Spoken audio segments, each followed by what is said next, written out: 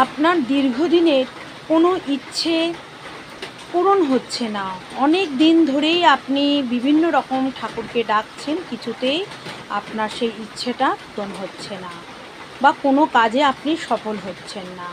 কি করবেন? মঙ্গলবার দিনকে একটা সাদা পেপারে লাল রঙের কালিতে আপনার ইচ্ছা লিখবেন, তারপরে হনুমানের নাম 8 বার করবেন, জগন্নাথ দেবের নাম 5 বার করবেন, আর গণেশের নাম 5 বার করবেন।